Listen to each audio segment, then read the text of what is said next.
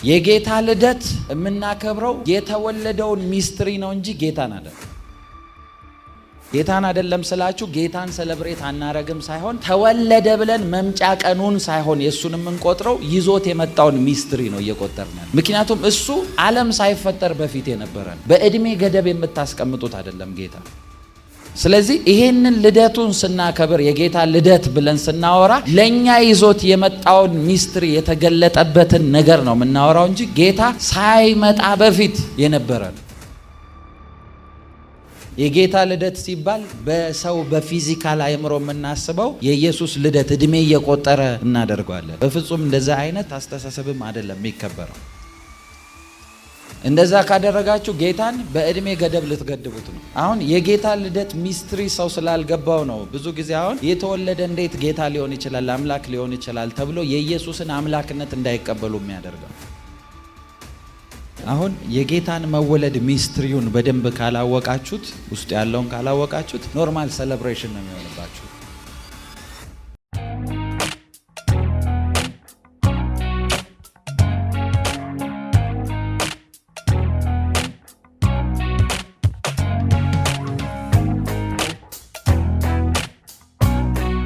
ዛሬ ስለ ጌታ ልደት ሚስትሪ ነው ማወራችሁ። ዛሬ ስለምናከብረው የጌታ ልደት ሚስትሪ ነው ማወራችሁ። ኢየሱስ ጌታ ነው። የጌታ ልደት ሚስጥር በሉ እስቲ። መጽሐፍ ቅዱስ ከያዛችሁ ሉቃስ 2 ከቁጥር 1 እስከ 20 ያለው እናነባለን። በዚያ ወራት ዓለም ሁሉ እንዲጻፍ አውግስጦስ ቄሳር ትእዛዝ ወጣች። ኢሬኔዎስ በሶርያ አገረ ገዢ በነበረ ጊዜ ይህ የመጀመሪያ ጽሕፈት ሆነ። ሁሉም እያንዳንዱ ይጻፍ ዘንድ ወደ ከተማው ሄደ። ዮሴፍም ደግሞ ከዳዊት ቤት ወገን ስለነበረ ከገሊላ ከናዝሬት ከተማ ተነስቶ ቤተልሔም ወደምትባል ወደ ዳዊት ከተማ ወደ ይሁዳ ጸንሳ ከነበረችው ከእጮኛው ከማርያም ጋር ይጻፍ ዘንድ ወጣ። በዚያም ሳሉ የመውለጃ ወራት ደረሰ። የበኩር ልጇንም ወለደች። በመጠቅለያም ጠቀለለችው። በእንግዶችም ማረፊያ ስፍራ ስላልነበረ በግርግም አስተኛቸው። በዚያም ምድር መንጋቸውን በሌሊት ሲጠብቁ በሜዳ ያደሩ እረኞች ነበሩ። እነሆም የጌታ መልአክ ወደ እነሱ ቀረበ፣ የጌታም ክብር በዙሪያቸው አበራ። ታላቅም ፍርሃት ፈሩ። መልአኩም እንዲህ አላቸው፣ እነሆ ለሕዝብ ሁሉ የሚሆን ታላቅ ደስታ የምስራች ነግራቸዋለሁና አትፍሩ። ዛሬ በዳዊት ከተማ መድኃኒት እርሱም ክርስቶስ ጌታ የሆነ ተወልዶላቸዋልና። ይህም ምልክት ይሆንላቸዋል፣ ሕፃን ተጠቅልሎ በግርግም ተኝቶ ታገኙታላችሁ። ድንገትም ብዙ የሰማይ ሰራዊት ከመልአኩ ጋር ነበሩ፣ እግዚአብሔርንም እያመሰግኑ ክብር ለእግዚአብሔር በአርያም ይሁን፣ ሰላምን በምድር ለሰው በጎ ፈቃድ አሉ። መላእክትም ከእነርሱ ተለይተው ወደ ሰማይ በወጡ ጊዜ እረኞቹ እርስ በርሳቸው እንግዲህ እስከ ቤተልሔም ድረስ እንሂድ፣ እግዚአብሔር የገለጠልንን ይህ የሆነውንም ነገር እንይ ተባባሉ። ፈጥነውም መጡ። ማርያምና ዮሴፍም ሕፃኑን በግርግም ተኝቶ አገኙት። አይቶም ስለዚህ ሕፃን የተነገረላቸውን ነገር ገለጡ። የሰሙትንም ሁሉ እረኞቹ በነገሯቸው ነገር አደነቁ። ማርያም ግን ይህ ነገር ሁሉ በልቧ እያሰበች ትጠብቀው ነበር። እረኞችም እንደተባለላቸው ስለሰሙና ስላዩት ሁሉ እግዚአብሔርን እያመሰገኑና እያከበሩ ተመለሱ። ሃሌሉያ። ማቴዎስ ምዕራፍ 2 ከቁጥር 1 እስከ 12። ኢየሱስም በይሁዳ ቤተልሔም በንጉሥ ሄሮድስ ዘመን በተወለደ ጊዜ እነሆ ሰብአ ሰገል የተወለደው የአይሁድ ንጉሥ ወዴት ነው? ኮከቡን በምስራቅ አይተን ልንሰግድለት መጥተናልና እያሉ ከምስራቅ ወደ ኢየሩሳሌም መጡ። ንጉሡም ሄሮድስ ሰምቶ ደነገጠ። ኢየሩሳሌም ሁሉ ከእርሱ ጋር የካህናትም አለቆች የሕዝብም ጻፎች ሁሉ ሰብስቦ ክርስቶስ ወዴት እንዲወለድ ጠየቃቸው። እነርሱም አንቺ ቤተልሔም የይሁዳ ምድር ከይሁዳ ገዢ ከቶ አታንሽም፣ ሕዝቤን እስራኤልን የሚጠብቅ መስፍን ከአንቺ ይወጣልና ተብሎ በነቢይ እንዲህ ተጽፏልና በይሁዳ ቤተልሔም ነው አሉት። ከዚህ በኋላ ሄሮድስ ሰብአ ሰገልን በስውር ጠርቶ ኮከቡ የታየበትን ዘመን ከእነርሱ በጥንቃቄ ተረዳ። ወደ ቤተልሔምም ከእነርሱ ሰዶ ሂዱ፣ ስለ ሕፃኑ በጥንቃቄ መርምሮ ባገኛችሁትም ጊዜ እኔ ደግሞ መጥቼ ሰግድለት ንገሩኝ አላቸው። እነርሱም ንጉሡን ሰምተው ሄዱ። እነሆም በምስራቅ ያዩት ኮከብ ሕፃኑ ባለበት ላይ መጥቶ እስኪቆም ድረስ ይመራቸው ነበረ። ኮከቡን ባዩ ጊዜ በታላቅ ደስታ እጅግ ደስ አላቸው። ወደ ቤትም ገብተው ሕፃኑ ከእናቱ ከማርያም ጋር አዩት። ወድቀውም ሰገዱለት። ሳጥኖቻቸውን ከፍተው እጅ መንሻ ወርቅና ዕጣን ከርቤም አቀረቡለት። ወደ ሄሮድስም እንዳይመለሱ በሕልም ተረድተው በሌላ መንገድ ወደ አገራቸው ሄዱ። አሜን በሉ እስቲ የጌታ ልደት ሚስጥር በሉ። አሁን የጌታን መወለድ ሚስትሪውን በደንብ ካላወቃችሁት፣ ውስጥ ያለውን ካላወቃችሁት ኖርማል ሴሌብሬሽን ነው የሚሆንባችሁ። ልክ አመት እየጠበቅን የጌታ ልደት ሲባል በሰው በፊዚካል አእምሮ የምናስበው የኢየሱስ ልደት እድሜ እየቆጠረ እናደርገዋለን። በፍጹም በዛ አይነት አስተሳሰብም አይደለም የሚከበረው። እንደዛ ካደረጋችሁ ጌታን በእድሜ ገደብ ልትገድቡት ነው። አሁን የጌታ ልደት ሚስትሪ ሰው ስላልገባው ነው ብዙ ጊዜ አሁን የተወለደ እንዴት ጌታ ሊሆን ይችላል አምላክ ሊሆን ይችላል ተብሎ የኢየሱስን አምላክነት እንዳይቀበሉ የሚያደርገው። የጌታ ልደት የምናከብረው የተወለደውን ሚስትሪ ነው እንጂ ጌታን አይደለም። ሰምታችሁኛል? ጌታን አይደለም ስላችሁ ጌታን ሰለብሬት አናረግም ሳይሆን ተወለደ ብለን መምጫ ቀኑን ሳይሆን የእሱን የምንቆጥረው ይዞት የመጣውን ሚስትሪ ነው እየቆጠርን ያለ። ምክንያቱም እሱ ዓለም ሳይፈጠር በፊት የነበረ ነው። በእድሜ ገደብ የምታስቀምጡት አይደለም ጌታ። ስለዚህ ይሄንን ልደቱን ስናከብር የጌታ ልደት ብለን ስናወራ ለኛ ይዞት የመጣውን ሚስትሪ የተገለጠበትን ነገር ነው የምናወራው እንጂ ጌታ ሳይመጣ በፊት የነበረ ነው። እስቲ ጌታ ነበረ በሉ። የጌታን የምስራች ጌታ የተወለደበትን ይሄንን ሁለቱን ሉቃስና ማቴዎስን ያነበቡላችሁም በደንብ ሰምታችሁት ከሆነ ሰዎች የሚቆጠሩበት ሲዝን ላይ ይላል። ሲዝኑም ኤቭሪቲንግ ሚስትሪ ነው፣ ሚስጥር ነው። እያንዳንዱ የያዘው ነገር ዝም ብሎ ኮኢንሲደንስ አይደለም። ልክ አሁን ሰዎች የሚቆጠሩበት ጊዜ ደረሰ ይቆጠራሉ፣ ጌታ መጥቶ አንድ ላይ ሊቆጠሩ ምናምን ተብሎ የተቀነባበረ አይደለም። ማርያም ጌታን ጸንሳ በሰላም ሀገር ነው እየመጣች ያለችው። ምጥ የለ ምናምን የለ፣ በሰላም ነው እዛ ክልል የገባችው። እኔ ሲመስለኝ ይኸውላችሁ በደንብ ስሙኝ፣ በጌታ አንዳንድ ጊዜ ፒክቸር እያደረኩ ስለማነብም ይሆን አላውቅም። ሲመስለኝ ጌታ ወደ ቤተልሔም ሳትገባ በፊት ምጧ መጥቶ ቢሆን ኖሮ አይ እዚህ ሁኚ እንዴ ሰው የሚቆጠርበት ስንት እንትን ያለበት ግርግር ነው እዚህ ሁኚ ተብላ ልትከለከል ትችል ነበር። ለምን ካላችሁ የጌታን እዛ ክልል ውስጥ አለመግባት የሚፈልግ ብዙ ነገር ስላለ ያንን ስለሚያውቅ እኮ ነው ጌታ ደቀ መዛሙርቱን ጠርቶ የሚከለክለን ካለ ሰይፍ ግዙ ብሎ የሚያስታጥቀው ማንም እንዳያስቆመው የሚፈልገው ማለት ነው። ለምን ካላችሁ ሚስጥሩ ያለው እግዚአብሔር እየሰራ ያለው በትውልዱ መካከል የሰጣቸው ኪዳን እየተከናወነ ያለበት ስፍራ ስለሆነ ነው ቤተልሔም። ስለዚህ እስኪገቡ ድረስ ዝም አለ። ምናልባትም ቀድመው ተነስተው መንገድ ላይ ዘግይተው ከሆነ ያዘገያቸውም ጌታ ነው ብዬ ነው ማምነው እነ ማርያም። ምክንያቱም ብዙ እንግዶች ሲመጡ ብዙ ማረፊያ ስፍራ አይገኝም አይደል? ማረፊያ ስፍራ ስላጡ አይደለ? በበረት ውስጥ ያለው በከብቶች በረት ውስጥ ምንም ቦታ ስላልነበረ ላስት አማራጭ የከብቶች በረት ውስጥ ነው። አማራጭ ስለጠፋ አይደለም። እግዚአብሔር ዘላለማዊ ቅዱም ካልኩሌት እያደረገ እየመራው ነው ያለው። ስህተት አይደለም። እያንዳንዱ ነገር የተፈጠረ እያንዳንዱ ነገር በካልኩሌሽን የተደረገ ነው። በእግዚአብሔር ካላንደር ውስጥ የሆነ ነገር ነው። አንዳንድ ጊዜ እናንተ እንኳን በህይወታችሁ የእግዚአብሔርን ዓላማና እቅዶች ካላወቃችሁ በህይወታችሁ የሚሆኑት ነገሮች ስህተቶች ሊመስሏችሁ ይችላል። የእግዚአብሔር ፕላን እያንዳንዱን ነገር በእቅድ እያስኬደ እንደሆነ አታውቁም። አንዳንዶቻችሁ ለምን ይመስላችኋል? መጽሐፍ ቅዱስ እግዚአብሔርን ለሚወዱት እንደ ሐሳቡ ለተጠሩት ይላል። ነገር ሁሉ ለበጎ አማርኛ ይላል እንግሊዝኛው ተያይዞ ለበጎ እንዲደረግ እናውቃለን። ስለዚህ ባድም የምትሉት ጉድ የምትሉት ነገር ሁሉ ተያይዞ ለመልካም ነው የሚሆነው ይላቸዋል። በደንብ ስሙኝ። ትፈልጋላችሁ? ሚስጥር ልነግራችሁ። ዝግጁ ናችሁ? እንድትቀበሉ ትፈልጋለሁ። እዚህ ውስጥ ያለው ሚስትሪ እናንተ ውስጥ መገለጥ አለበት። እስቲ አሜን በሉ። እስቲ አሜን በሉ። አሁን የምስራቹ ቃል ሲሰማ ልክ ማርያምና ዮሴፍ ቤተልሔም ገብተው በከብቶች በረት ውስጥ በግርግም ጌታ ሲወለድ እሱ የተወለደ ጊዜ ስታሩ ነው ሻይን ማድረግ የጀመረው አይደለ? ስለዚህ ሰባ ሰገል የተባሉትም ያንን ስታር እያዩ ነው የመጡት። ስታሩ የመጣበት ይዞት የመጣውም የራሱ አሳይመንት አለ። ስለዚህ እነዛ ኮከብ የሚቆጥሩ ሰዎች፣ እነሱ ከሩቅ ምስራቅ ሀገር መጣን ያሉት ሰዎች፣ እነዛ ሰዎች ኮከቡ ምን አይነት እንደሆነ ኮከቡ ሻይን ሲያደርግ የኮከቡ መውጫ የኮከቡ የትኛውም አቀማመጡ ምኑም ነገር ይዞት የመጣውን አሳይመንት ለነሱ ይነግራቸዋል። ስለዚህ ሲመጡ ዝም ብለው በዘፈቀደ ለሰው እጅ መንሻ ስጦታ ወይ ደግሞ ሰው እኛ ሀገር ልጅ ሲወለድ ቤተሰብ ለመጠየቅ ስትሄዱ ይዛችሁ የምትሄዱት ኖርማል ስጦታ አይነት ያማራቸውን አይደለም ይዘው የመጡት። ይዘውለት የመጡት ሁሉ ከዛ ከኮከቡ የተረዱት የሱ ማንነት። ልክ ጌታ ሲወለድ የመጀመሪያ የምስራች የተነገራቸው ከሁሉ ቀድሞ ለማን ነው? እስቲ እረኞች በሉ።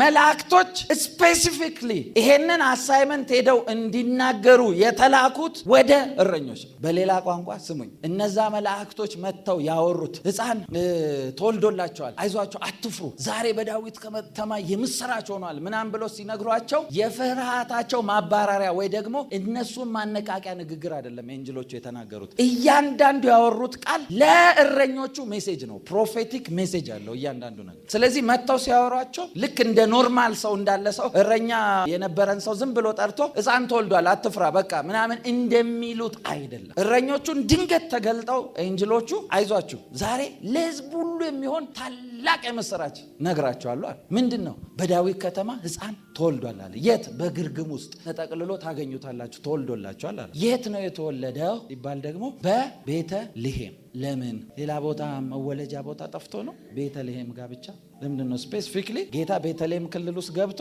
ቤተልሔም ተወለደ የሚሏቸው? ለእረኞቹስ በግርግም እነሱ እረኛ ስለሆኑ ግርግምን ስለሚያውቁ ስለሚመቻቸው ነው? ለምንድን ነው እንደዛ የሚሏቸው? በከብቶች በረት ውስጥ አይደለ? ግርግም የሚባለው በረት አይደለም፣ ሌላ ሜሴጅ አለው። ግርግም የሚባለውን ሚስጥሩንም ነግራቸዋለሁ። መጀመሪያ ግን እረኞቹ ጋር መጥቶ የምስራች ካላቸው በኋላ ዛሬ መድኃኒት የሚሆን ለዓለም ሁሉ ለሕዝብ ሁሉ መድኃኒት የሚሆን እሱ ጌታ ተወልዷል ያለው ደግሞ በቤተልሔም ነው፣ በከብቶች በረት ውስጥ በግርግም ውስጥ ብሎ ሲናገራቸው ኢሚዲየትሊ ነው የሄዱት። በጎቻቸውስ ሌሎቹስ ነገር አላሳሰባቸውም? ሁሉን ነገር እንትን አድርገው ወደዛ የሮጡት ለምን? ይሄንን ነገር ከሌላ ሁሉ ለይቶ ለእረኞች ያሳወቀበት ምክንያት ምስኪን ስለሆኑ አይደለም። ምስኪን እረኞች ምናምን እንደምንለው አይደለም ነው። ከሁሉ በላይ ቢግ አሳይመንት ተቀብለው እየሰሩ ያሉት እነዛ እረኞች ናቸው። ለምን ካላችሁ መጽሐፍ ቅዱስ በሙሴ ሕግ ተሰጥቷቸው ህዝቡ ለኃጢአት ስርየት እንዲያገኙ የከብትን መስዋዕት ያቀርባሉ አይደል? በጎችን ምንም ነውር የሌለበትን አንካሳ ያልሆነ ስብራትም ሽባነትም የሌለበትን ንጹህ በግ 1 ዓመት የሞላውን መጥተው ያቀርባሉ ለመስዋዕት። ስለዚህ ይሄንን መስዋዕት ፐርፌክሽኑን ጠብቆ ለመስዋዕት እንዲሆን የሚያቀርቡት እነዚህ እረኞች ናቸው፣ እረኞቹ ናቸው። ስለዚህ ተራ ስራ ምስኪንም አይደሉም፣ ተራ ስራ የሚሰሩ አይደሉም። በጣም ማወቅ ያለባችሁን አንድ ቢግ ሚስትሪ ልንገራችሁ። ጌታ ለምንድን ነው ራሱን ካልጠፋ እንስሳ ሲወለድ በበግ መስሎ ሲናገር እንኳን ራሱ እኮ እውነተኛ ጂሰስ ክራይስት ኦፍ ናዝሬት እውነተኛ የበጎች እረኛ እኔ ነኝ አለ። እሱ ብቻ ሳይሆን እናንተን በጎች ናችሁ አላቸው። ለምን? የበግ ከእንስሳ ሁሉ ልዩ የሚያደርገው ኢቭን ከእንስሳ ከሰው ልዩ የሚያደርገው በግ እንደ ሌላ ፍጥረት በየጊዜው አይወለድም። የሚወለድበት ስፔሲፊክ ታይም አለ። የትኛውም ቦታ ቼክ አድርጉ። በግ ዝም ብሎ አይወለድም። የሚወለድበት ሲዝን አለ። ልክ አንዳንዶቻችሁ ልደታችሁ ሰኔ፣ መስከረም፣ ህዳር፣ ታህሳስ ምን እያላችሁ ትሄዳላችሁ። በግ እንደዛ የለም። ስፔሲፊክ ሲዝን ነው የሚወለድ። በሂብሩ ካላንደር በጎች የሚወለዱበት ኒሳን የሚባል ወር ላይ፣ ከዛ ውጭ አይወለዱም በጎች። አንድ አይነት በርዝ ሲስተም ነው ያላቸው በጎች። እንደ ሌላ እንትን በግ አይ በዚህ እንትን ምናምን አይደለም ይባል። ስለዚህ ሲምቦሊካሊ እያወራ ያለው ሲዝን ስፔሲፊክሊ ጠብቆ ያው እግዚአብሔር እንዴት ምን አይነት አፈጣጠር በግን ቢፈጥር ነው እንደ ሌላው እንትን በተዘበራረቀ ነገር እንዳይሆን ካላንደር እንዲሆን አድርጎት በግን የሚወለዱበት በተመሳሳይ ፓተር ነው ጠብቆ ያንን ሲዝን ብቻ ነው በግ የሚወለዱ። እያመላከተ ያለው ሲዝንን የጌታን ሲዝን እንኳን ሌሎቹ አንደርስታንድ እንዲያደርጉ የሆነበት ምክንያት ዝም ብሎ የሚመጣ ሳይሆን ስፔሲፊክ ሲዝን ጠብቆ ስለሚመጣ። ቤተልሔም የሚባለው ቦታ ጋር ለምንድን ነው ጌታ የተወለደው? ከዛስ ደግሞ የበጎች በረት ውስጥ የተወለደው? በደንብ ስሙ። እነዛ እረኞች በምድረ በዳ ውስጥ ሆነው በጨለማ ሆነው በጎቻቸውን እየጠበቁ ድንገት የጌታ መልአክ መጥቶ ብርሃን አብርቶ በቤተልሔም ነው ያለው ሲላቸው በጎቻቸውን ጥለው ወደ ቤተልሔም እንዲሮጡ ያደረጋቸው ሚስጥር አለበት ውስጥ። ለምን ካላችሁ ነውርና ምንም አይነት እንከን የሌለበትን በግ ለመስዋዕት የሚያቀርቡት እረኞቹ መስዋዕቱ የሚደረግበትን ስፍራ ያውቃሉ። ከኔ ጋር ናችሁ? ሁሉም ቦታ ላይ አይደለም መስዋዕት የሚደረገው። ጎ ኤንድ ቼክ ሂስትሪ፣ የእስራኤልንም ታሪክ የመጽሐፍ ቅዱስንም ታሪክ አጥኑ። መስዋዕት ለኃጢአት ስርየት ለህዝብ ሁሉ መስዋዕት ሲቀርብ መስዋዕት በየቦታው፣ እስራኤል ብዙ ከተማ ነው ያለው። መስዋዕት በየቦታው አይደለም የሚደረገው። ብቸኛ መስዋዕት የሚደረግበት ስፍራ ቤተልሔም ውስጥ ነው። ያ ሁሉ ህዝብ ለኃጢአቱ ይቅርታን ለመቀበል ንጹህ የሆነን በግ ይዞ የሚመጣበት ስፍራ ቤተልሔም ይባላል። ቦታው ቴምፕሉ እዛ ጋር። ስለዚህ በቤተልሔም ተወልዷል ሲላቸው ለኃጢአት ሁሉ ይቅርታ ለሰዎች ይዛችሁት የምትሄዱት በግ የሚቀርብበት ስፍራ ላይ እውነተኛ የኃጢአት ይቅርታ የሆነው በግ ተወልዷል ሂዱ እያላቸው ነው። ለዛ ነው ሮጦ ሄዱ። እስቲ አሜን በሉ። እስቲ አሜን በሉ። ያውቃሉ፣ ለነሱ ሜሴጁን ያውቃሉ። ለምሳሌ አይወላችሁ ጌታ በከብቶች በረት ውስጥ በግርግም ተወልዶ ነው አይደል ያላቸው። ምን እያላቸው እንደሆነ በደንብ ልንገራችሁ። ለነሱ ሜሴጅ አለ። ለምሳሌ መልአክ መጥቶ የምስራች ለማርያም ሲነግራት እንደዚህ አላት፣ ወንድ ልጅ ትጸንሻለሽ፣ ትወልጃለሽ፣ ምናምን ስሙን እንዲህ ትይዋለሽ ምናምን ተብሎ ነው አይደል የተነገራት። ምንም ያለ ወንድ ፈቃድ ያለ ኃጢአት የሆነ ንጹህ የሆነ ልጅ እንደሆነ ነው እየተነገረ ያለ። መልእክቱ ለማርያም እሱ ነው። ማርያምም ይሄንን ታውቃለች። ዮሴፍ ደግሞ ሲነገረው እንደዚህ አይነት ነገር ሰምቶ ስለማያውቅ በልቡ ሊተዋት አሰበ ይላል አይደለ? ለምን? ይሄ ነገር ኃጢአት ነው። እንዴት የታጨች አንድ ሴት እርጉዞና፣ ምክንያቱም በአደባባይ ሰርግ በሌለበት እሱንም ሌላ እንትን ውስጥ ሊከተው ይችላል። ገብቷችኋል አይደል? እንዴት እንትን ታረጋለህ ተብሎ ሊሉት ይችላሉ እሱ። ስለዚህ ሊተዋት አሰበ ሲል ያው መልአክ ነው መጥቶ ያስረዳው። ያው መልአክ ደግሞ ሄዶ ለእረኞቹ በግርግም ብሎ ስፔሲፊክ ቦታ ነው የነገራቸው። በከብቶች በረት ውስጥ ብቻ ብሎ አይደለም የተናገረው። በደንብ ስሙኝ በጌታ። በከብቶች በረት ውስጥ አለ ሂዱ ብሎ ከብቶች በረት ሲፈልጉ አይደለም ሄዱ። ስፔሲፊክ ቦታ በከብቶች በረት ውስጥ፣ እዛም ውስጥ ደግሞ በግርግም ውስጥ ተጠቅልሎ ታገኙታላችሁ። ምን እያለ እንደሆነ ልንገራችሁ። ሜሴጁ ኤግዛክትሊ ማርያም ጋር እንደተነገረው ሚስጥር አለው። እረኞቹ ነው የሚገባቸው። ግርግም የሚለው እናንተ በፊልም ላይም ወይም ደግሞ አንዳንድ ጊዜ ቸርች ላይ እንትን ሲሰራ የቸርች ዲኮር ሲሰራ በእንጨት አድርገን ነው አይደል ጌታን እንትን የምንሰራው። አንዳንድ ምንድነው ፖስት ካርድ ላይ ደግሞ አለ አይደል? ፖስት ካርድ ላይ ኮከብ ምናምን እረኞች በጎች ምናምን ሆነው በእንጨት ምናምን ተደርጎ፣ እንደዛ አይደለም። የእንጨት የሚባል የለም። ግርግም የሚለው ቃል የግሪኩ ሜንጀር ይባላል። ያ ማለት ደግሞ ኤግዛክትሊ ትርጉሙ በድንጋይ ነው የሚሰሩት። በድንጋይ ይጠርቡትና ለከብቶቻቸው አንዳንድ ጊዜ ለነሱ ምግብን መስጫ ያደርጉታል። ሞስት ኦፍ ዘ ታይም ግን ያንን ድንጋይ ቆርቆሮ ጠርበው የሚያዘጋጁት የተወለደ በግ ዲፌክት እንዳይኖር ወይ እንዳይሰበር እግሩ ወይ የሆነ ነገር እንዳይኖር ፕሮቴክት የሚያደርጉበት የሚያስቀምጡበት ቦታ ነው። በግ ሲወለድ በጉ እንዳይሰበር ያለ እንከን ነውር የሌለው እንዲሆን ያንን ወስደው ግርግም የሚባለው ቦታ ላይ በጉን በስርዓት ያስቀምጡታል። ስለዚህ በዛ ስፍራ ላይ ያደገ በግ ስለሆነ ነውር የለበትም ይባላል በጉ። ስለዚህ ለእረኞቹ እየነገራቸው ያለው በግርግም ሲለው ያለ ወንድ ፈቃድ ነውር የሌለበት እውነተኛ መስዋዕት ተቀምጧል እያላቸው። እስቲ አሜን በሉ፣ እስቲ አሜን በሉ። ይሄን እያላቸው ነው ያለው። ስለዚህ እነሱ ደስ ብሏቸው በቃ የዓመታት ልፋታችን እስከ ዛሬ በየዓመቱ እያሰብን እያዘጋጀን ተጠንቅቀን እያዘጋጀን ለመስዋዕት የምናቀርበው ቀርቷል። ለምን? እውነተኛ የሆነው ሳክሪፋይስ ትክክለኛ ቦታውና ትክክለኛው ስፍራ ላይ በትክክለኛ በተጠበቀ ቦታ ላይ ተቀምጧል። ለነሱ ሜሴጁ ይሄ። ከዛ እንደዚህ ይላል እኮ መጽሐፍ ቅዱስ ሲወጡ እግዚአብሔርን እያመሰገኑ ወጡ ይላል። በቃ ትክክለኛ እንዳዩት ሜሴጁንም ፐርፌክት ሳክሪፋይስ ኢቭን ሳክሪፋይስ መደረጊያ ስፍራው ጋር እንዳገኙት ሲያውቁ በቃ ጨረስን አሳይመንታችንን ብለው እያመሰገኑ ነው የወጡት። ደስ ብሏቸው ነው የወጡት። ነውር የሌለበት መሆኑን ቦታው ራሱ ይናገራል። ስለ ኢየሱስ ያለ ኃጢአት መሆኑን ስፍራው ራሱ ይናገራል። እነዛ እረኞች ያ ስፍራ ላይ ያንን ካዩ በኋላ አመስግነው ወጡ ይላል። ልክ እንደዛው ደግሞ ኮከቡን ከሩቅ አይተው ይላል ሰባ ሰገል የሚባሉት እነሱ መጡ ይላል። ባይዘው ሰባ ሰገል የሚባሉት ማጂሺያኖች ናቸው። ማጂ ነው የሚለው ባይዘው ትርጉሙ ማጂሺያኖች ናቸው። ልክ የት ሀገር ነው ሶርሳቸው? ሩቅ ምስራቅ የተባለው ልክ አብርሃም የነበረበት የእሱ ፋሚሊዎች የነበሩበት ቦታ ልክ ከለዳውያን ምናምን የሚባል እነሱ በጣም በእንደዚህ አይነት ነገር እንትን ነበሩ። ኮከብ ቆጠራ ምናምን ማጂክ ስትሮንግ ናቸው። እነሱ ናቸው የመጡት። ሲመጡ ይላል ኮከቡን አይተው ተረድተው ነው የሚለው አይደለ? ኮከቡን አይተው ስለ ኮከቡ ምንነት፣ ስለ ኮከቡ ስለመጣበት ዓላማ፣ ስለ ኮከቡ ሪዝን ሁሉን ነገር አንደርስታንድ አድርገው ስጦታ እጅ መንሻን ይዘው መጡ። ንጉሱ ሲመጣ ንጉሱን ሄደው ሲጠይቁት፣ ምክንያቱም ስትሬንጅ ሰዎች ናቸው። ሲያያቸው ወደ ንጉስ ደረጃ ድረስ የሚገቡ ሰዎች አስባችሁታል? እንደ ኖርማል ሰው ሰፈር የሚጠቀሙ አይደለም፣ በንጉስ ደረጃ የሚጠቀሙ ናቸው። እነዚህ ወደ ንጉስ ገቡና ምንድነው ምን አመጣችሁ? ንጉስ ደረጃ ከጠየቃቸው የነዚህ ሰዎች ድርጊት፣ የነዚህ ሰዎች ዝና፣ የነዚህ ሰዎች ካራክተር ሁሉ ነገር ይታወቃል ማለት ነው። ንጉስ ኪውሪየስ ሆኖ ለነገሩ በጣም ሐሳብ ሆኖበት እንዲጠይቀው ካደረገ እነዚህ ሰዎች አይሰጡም ማለት ነው የመጡበትን እንትን። ስለዚህ ጠየቃቸው። ምንድነው? አይ ሕፃን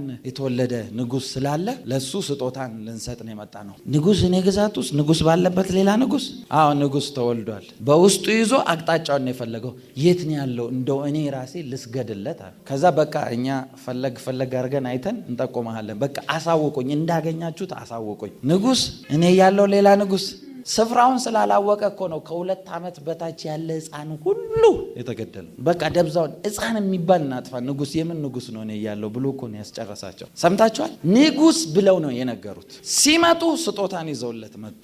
መጥተው 3 ስጦታ እግሩ ስር አስቀመጡለት። ምንድን ነው ያስቀመጡለት? ወርቅ፣ ዕጣን፣ ከርቤ። እስቲ ወርቅ በሉ፣ ዕጣን፣ ከርቤ። እነዚህን ሶስት ነገር ዝም ብሎ ጊፍት ስለሚሰጥ አይደለም ያመጡት። ሲመጡም የመጡት ኮከቡን አይተን ተረድተን ያሉት። ስለዚህ ያንን አንደርስታንድ ስላደረጉ ስለ ልጁ ማንነትም አውቋል። ስለዚህ ይዘውት የሚመጡት እጅ መንሻም ስጦታ ማንነቱን የሚገልጽ የመጀመሪያው ስጦታ ምንድን ነው?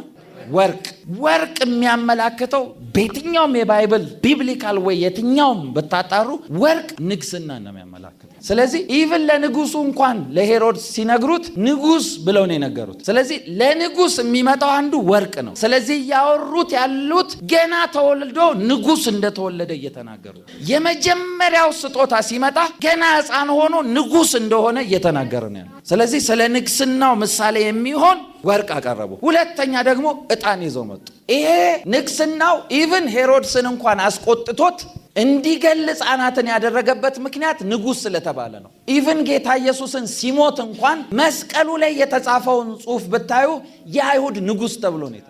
ስለዚህ ንግስናው በምድር ሁሉ ላይ የሚገዛ ስለሆነ ምድር ተቀናቃኝ ስለመጣበት ነው ሰውየው ሊያስገድል የፈለገው። ስለዚህ በምድርም ንጉስ እንደሆነ ነው እነዛ ሰብአ ሰገል የተናገሩት። ንጉስ ነው እዚህ ምድርም ላይ ሁሉ የሚነግሳል። መጽሐፍ ቅዱስ እኮ መጥቶ ይነግሳል ይላቸዋል። ንግስናውን ሁሉ በምድር ላይ አይቶታል። ስለዚህ ንግስናውን የሚያመላክት ነገር ነው ቁጭ ያደረጉት። ከዛ ደግሞ አዩት። ምኑን ተረድተው? እስቲ ኮከቡን በሉ እስቲ አዩት።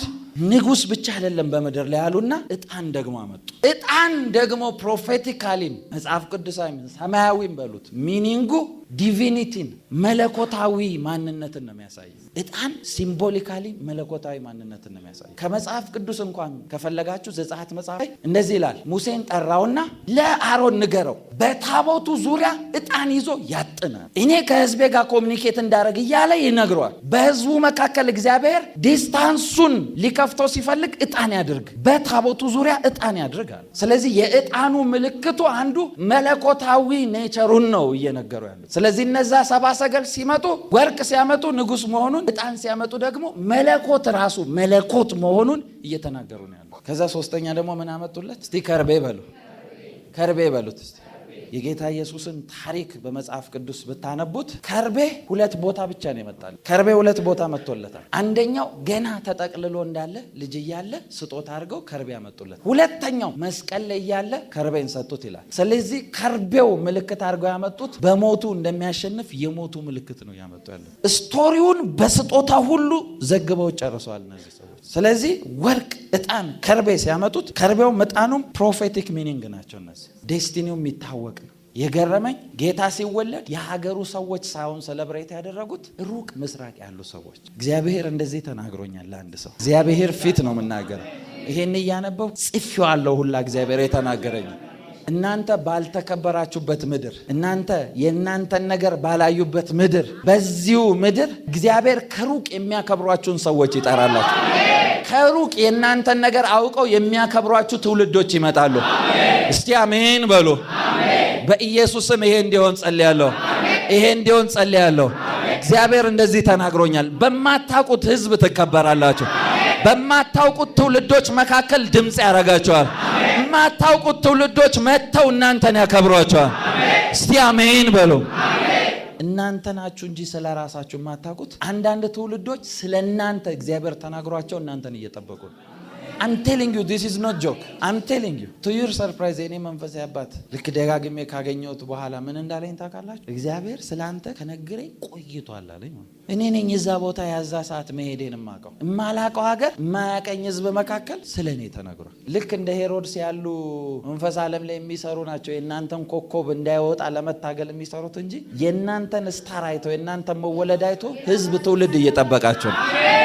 ባይዘው ይወላችሁ ስሙኝ በደም ሞኞች አትሁኑ። በጌታ ፍቅር ሞኝ አትሁኑ። እኛ እንደ ክርስቲያን እንደ ጴንጤ ተረት ነው ደስ የሚለን። ኃይል ተሰጥቶን ኃይል መለማመድ አንወድም። የሆነ ቃቃ ጨዋታ ምስኪን እንደዛ አይነት ነገር ነው የሚያስደስተን። እንደዛ አይደለም የእናንተ ጥሪ። እናንተ እዚህ ሀገር እንኳን የሚሰራ የጨለማ ኃይል ደብተራ ምናምን ኮንሽስ ሆናችሁ እኮ የሚያወሩትን ወሬ ስለማትሰሟቸው ነው እንጂ የሚያደርጉትን ነገር ታውቃላችሁ። ሊደግሙ ለሰዎች ሲሄዱ ምንድን ነው የሚሉት? ኮከቡን ላዙርልህ። ሰምታችሁ አታውቁ? እንደዚህ ሲባል ይህ ምን ኮከብ በምን አውቀው ነው ኮከብ የሚያዞሩ። ኮከብ ቆጣሪ የተባለው ኮከብ ሰማይ ላይ ያለን ኮከብ ነው የሚቆጥረው። ይኸውላችሁ ይሄንን ሚስትሪ አላብራራውም። እግዚአብሔር ይሄን የገለጠልኝ የዛሬ 8-9 ዓመት በፊት ነው። ጌታ ኢየሱስ ፊት ነው ማወራው። አሁን ላብራራው ታይሙ አይደለም። ግን እናንተ ዓለም ሳይፈጠር በፊት እንኳን መጽሐፍ ቅዱስ በፊቱ አለነውርና ቅዱሳን እንሆን ዘንድ በክርስቶስ መረጠን ይላል አይደል? ዓለም ሳይፈጠር በፊት መርጧችሁ አብራችሁ ነበራችሁ። እናንተ ዛሬ በጌታ ምናምን አሁን ነው ጌታ ኖ ነበራችሁ። ጌታ ፊት ነበራችሁ።